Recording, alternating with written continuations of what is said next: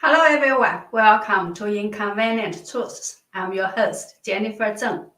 In the past 2 days, the most important news in China is, of course, the lockdown in Shanghai, a city with a population of 26 million, which had refused to lock down until yesterday. So we will talk about what happened in Shanghai, why it happened, and the possible consequences for China's economy and the CCP. Before that, something beautiful and full of hope. I have traveled all over the world to 50 countries now, and I have never seen a production any better than this, anywhere. 5-star. I'm blown away. It's blown away my expectations. It was just a superior performance that truly could bridge the world through music and dance. Startling and breathtaking. We haven't had quite an experience like that in all the years that I've lived here, so it was special for us. I think that I learned more in this performance than I actually do in a whole week of school. The beautiful costumes and people just float. The choreography is incredible and the storyline, beautiful, beautiful. We've been to almost every show in Las Vegas, and I think this is so unique. And this is definitely one of our favorites so far. Very uplifting, very relaxing. My blood pressure went down during the show. It was very soothing.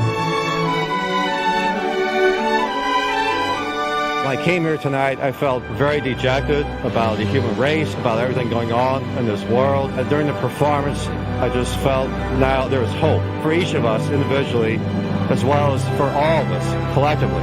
Shen Yun was more breathtaking, more heart-wrenchingly beautiful, more amazing than I had expected. It's very difficult to put into words, actually. You just have to come see it.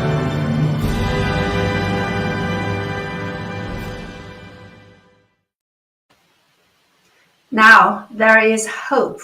That is also how I feel every time when I watch Shen Yun. Make sure you take your family and friends to Shen Yun and experience the joy, the beauty, and the hope too.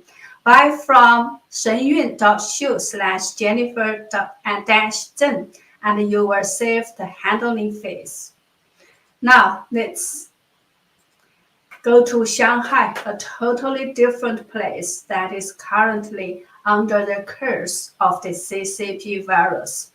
At midnight on March 27th, Shanghai suddenly announced a two-phase lockdown. The first phase started at 5 a.m. on March 28th, that's yesterday, and the second phase will start from 5 p.m. on April 1st. Look at this map. The first phase lockdown applies to the Puxi area, while the second phase applies to the Pudong area. The two areas are separated by the Huangpu River that runs through Shanghai, and each lockdown will last for 4 days. So for people in the Puxi area, they only had several hours to buy food before everything was locked down. Let's watch a video of panic buying in Shanghai.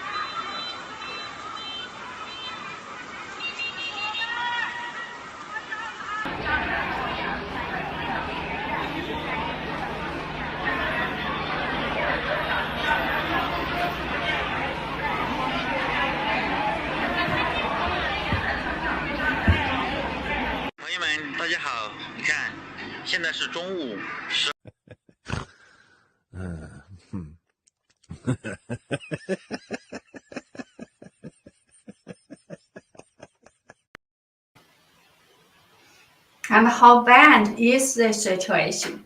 Let's watch another video which shows how the exhibition hall at the Shanghai Pudong Expo Center has been turned into a makeshift hospital for patients and infected people.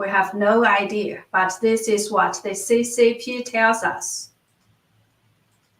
So you can see the case numbers have been relatively high now. They are reporting thousands of new cases every day, and in recent days, about half of the new cases are from Shanghai. That is why Shanghai was suddenly locked down.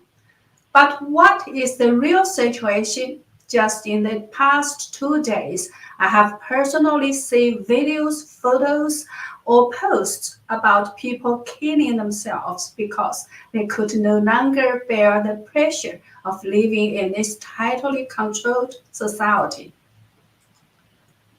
So see, this is a screenshot of a video. It says that a CCP secretary in Jilin City in China jumped to his death on March 22nd after 120 people out of 300 residents in a high-rise building in his area tested positive. He couldn't bear the pressure of being held responsible. So this is a party secretary. I don't want to show the video as it is not good to look at. And this is a woman who killed herself inside a makeshift hospital in Jilin City. Like we just saw in the video from Shanghai, she couldn't get any treatment inside the makeshift hospital. He couldn't bear the pain anymore, so she chose to die. Her husband shot this video and posted it online. This is also someone who jumped to her death during the lockdown. I'm not sure where it is, as the person who posted the video didn't say. And this is the saddest video I saw. This is in Changchun City in China. On the right is a boy's body lying on the ground after he jumped to his death near a hospital. On the left is his mother, who hung herself at her home after her son killed himself. She didn't want to live either after her son had left. This is from Daqing City in China. Same story. Somebody jumped out of a building. And look at this picture.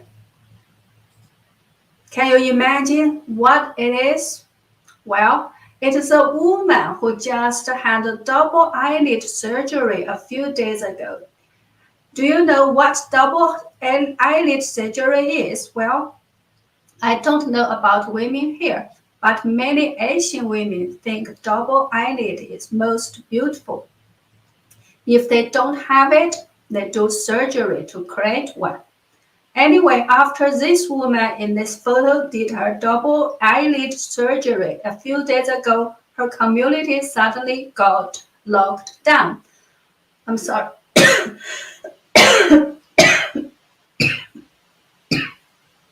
Excuse me. So she couldn't get to the hospital to remove the surgical stitches. What could she do?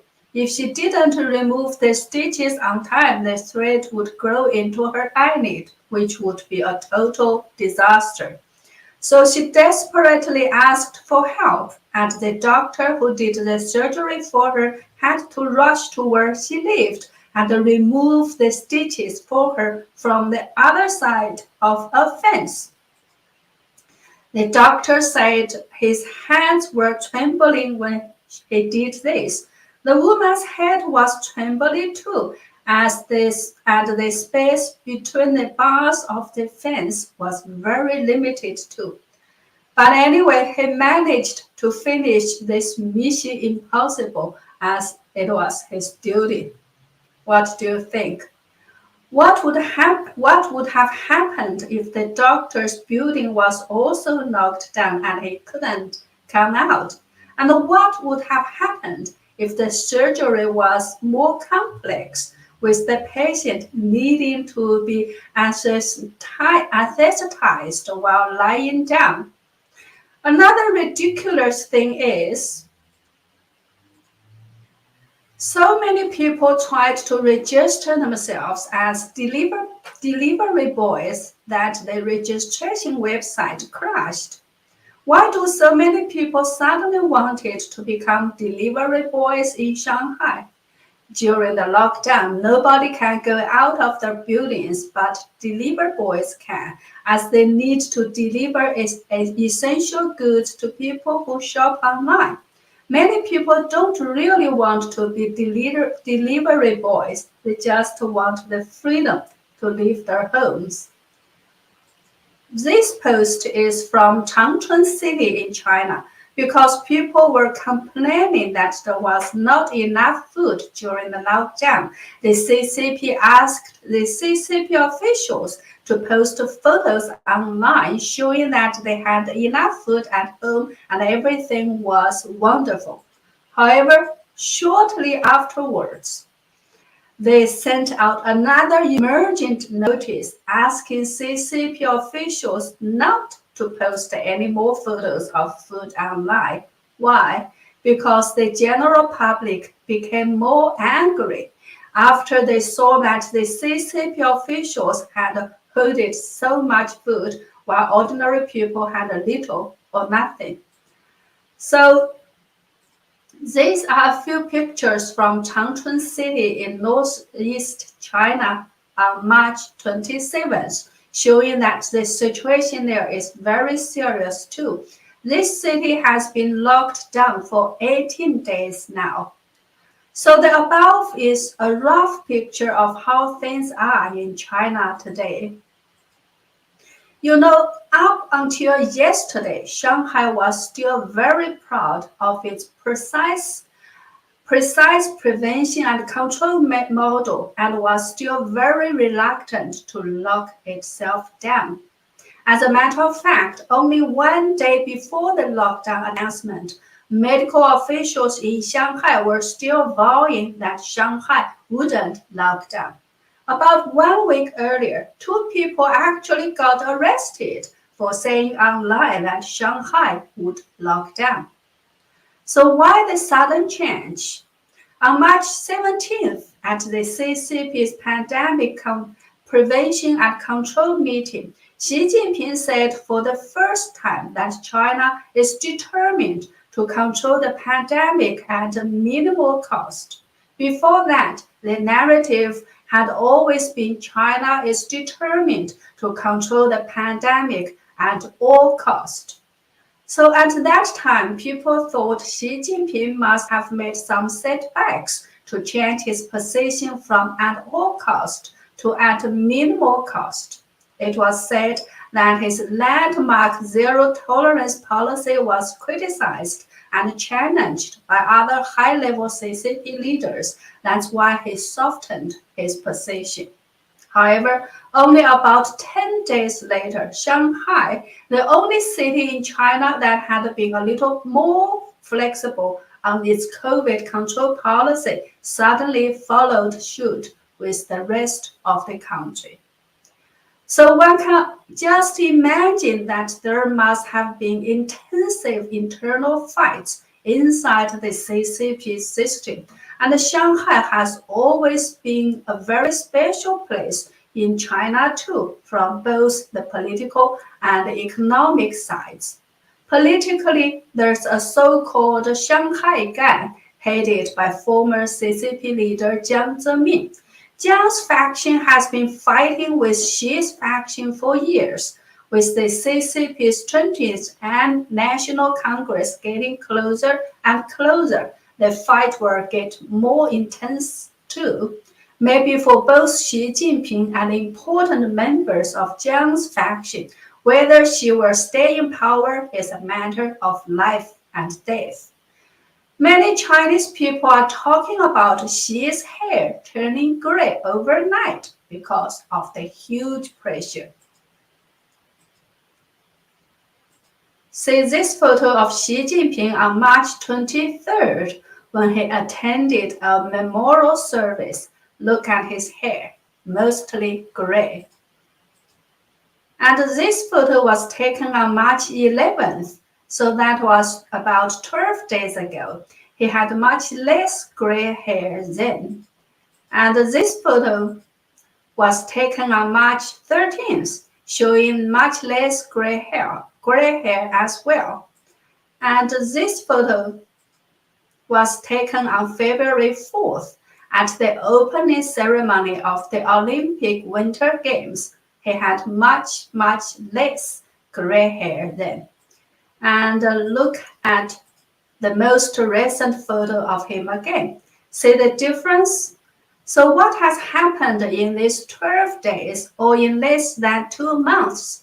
Surely he has met so many difficulties and challenges in the past 1 or 2 months, but we will need another entire episode to talk about that, so I won't talk about it now. But we can briefly discuss the economic impact of this lockdown. Last time we already said that Shanghai is the only city that still has a physical surplus among all the provinces and big cities in China.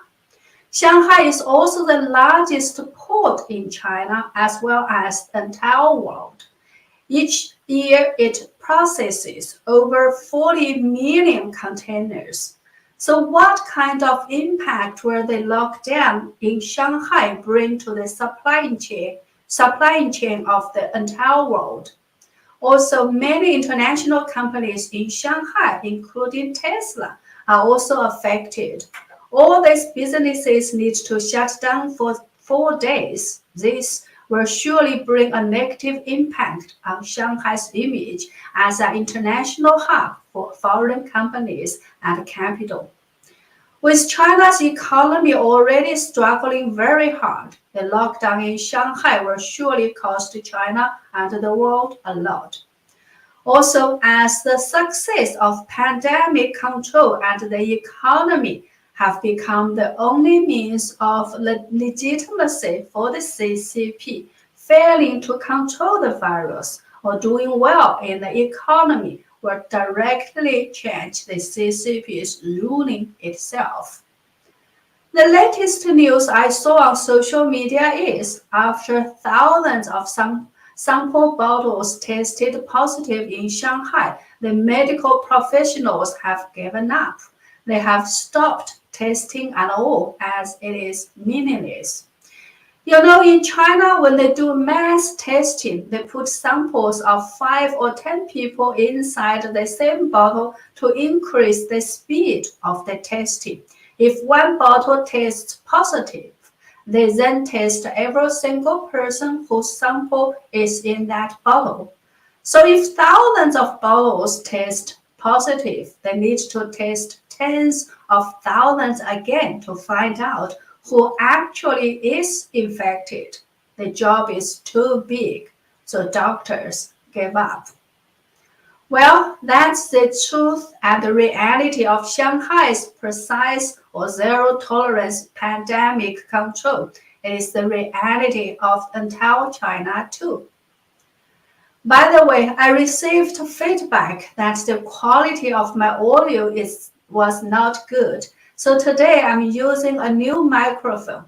Please let me know if this one is better. Thank you very much for your valuable feedback in advance. Well, that's all for today. Thank you so much for watching. Please help me by spreading my videos or go to jenniferzengblog.com to sign up for a membership or make a donation. Thank you. See you next time.